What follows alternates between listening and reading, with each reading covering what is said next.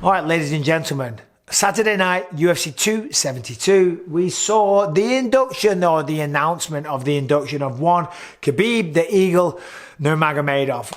And of course, every year, being inducted into the Hall of Fame, somebody gets inducted, or two people or three people. In fact, I know who the next one is because I've been told, but I'm not going to say anything. I've been sworn to secrecy, so I'm not going to say anything. But one of those people that is being inducted this year, as we know now, is Khabib Nurmagomedov, the Eagle, Dagestan's own, the best wrestler, the guy that wrestles bears, that came in, wiped the floor with most of the competition, and then left and retired on top as the champion. I mean, that in itself is just incredible. Nobody does that. I'm trying to think. I mean, certainly in the UFC, nobody has walked away from the sport on top.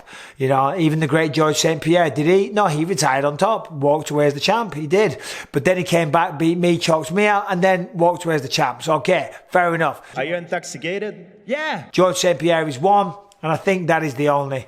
I think Khabib's the only one, the only other, should I say. So he comes into the UFC, ends 29-0. I mean, what an unbelievable record.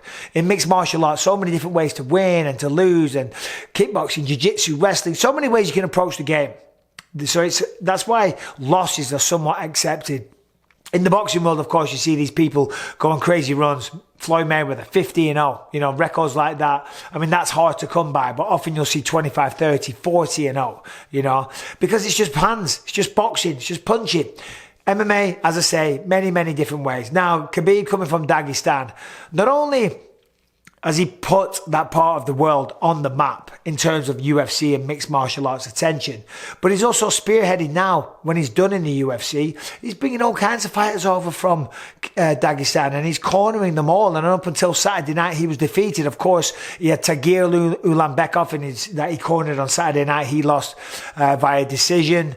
But his cousin, Umar Nurmagomedov, holy shit, keep an eye on that guy. Anyway, he's just one of many that Khabib is cornering, mentoring, and just looking after. He's trying to now be the new Abdulmanap Nurmagomedov. And big shout out, respect him. May he rest in peace to Abdulmanap.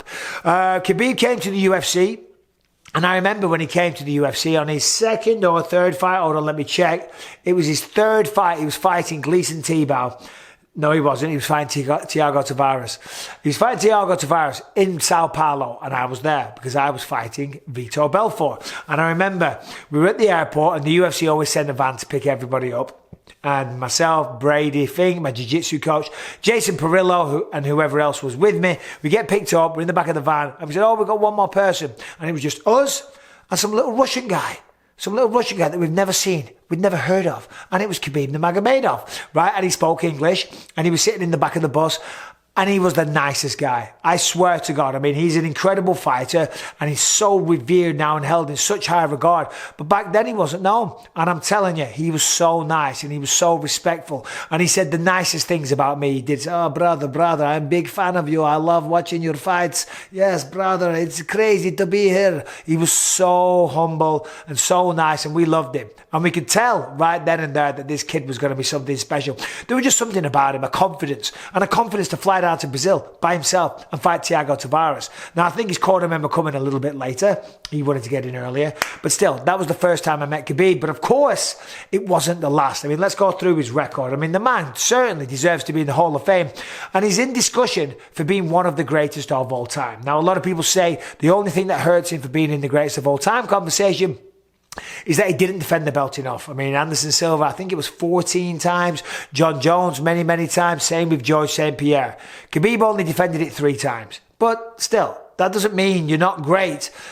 Might mean you're not the greatest of all time, but certainly I put him in the conversation. All right, you've all probably heard of cryptocurrencies, but did you know that you can invest in cryptocurrency while saving for your retirement? Yes, that is right. At iTrust Capital, you can buy and sell cryptocurrencies in a crypto IRA and get all the same advantages as a traditional IRA. The iTrust Capital platform is easy to use and it only takes a few minutes to create your account. Setting up an IRA is free and iTrust fees are very low. It is time to start taking control of your financial future. With iTrust Capital, you get the tax benefits of a retirement account while investing with crypto. And now, as a special offer to my listeners, iTrust Capital is giving a $100 funding reward when you sign up at iTrust.capital/Bisping. With iTrust Capital, you get tax-free trading, no sign-up fees, no monthly fees. And as I say, right now, $100 to get started with. When you sign up, go to iTrust.capital/Bisping or click the episode link in the description down below. But still, he made his UFC debut against Kamal Shaloris. Never heard of him. Who cares? But still, he was making a UFC debut. Not to be, that's what you do. You don't make your UFC debut against Chuck Liddell. Then he fought Gleison Tebow. Good name. Then he beat Thiago Tavares in Sao Paulo, like I was talking about. Then he beat Abel Trujillo, tough guy. Pat Healy was next. Rafael Dos Anjos, former lightweight champion then. Then he TKO'd Daryl Horcher. Then it was a submission Kimura over Michael Johnson at UFC 205. Remember, as he was beating up Michael Johnson, he was talking to Dana. Dana, brother, give me the chicken. I take this chicken's head off, talking about Conor McGregor. Then he beat Edson Barboza. Decision de la Quinta. Submitted Conor McGregor in round 4 at the T-Mobile Arena. Submitted by rear naked choke Dustin Poirier. And then, of course, triangle choke in his final ever fight against Justin Gaethje to bring his record to 29-0. Now, some people say, he only fought the best competition towards the end of his career.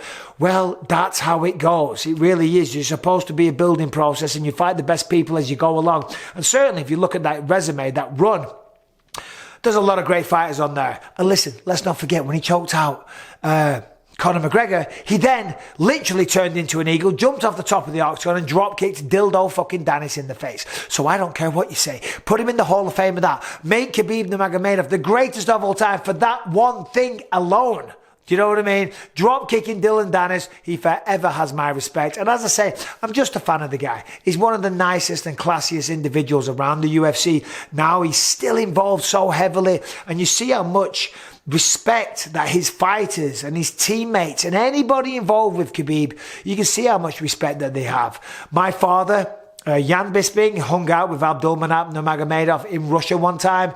He said he was the nicest guy. He said he could not do enough for him. They went out for dinner. My dad said they put on the most amazing spread. They just kept bringing food all night long. And they were speaking to a Russian friend of mine who was a translator, but he said, what a class act. My dad could not say enough good things about Abdulmanap.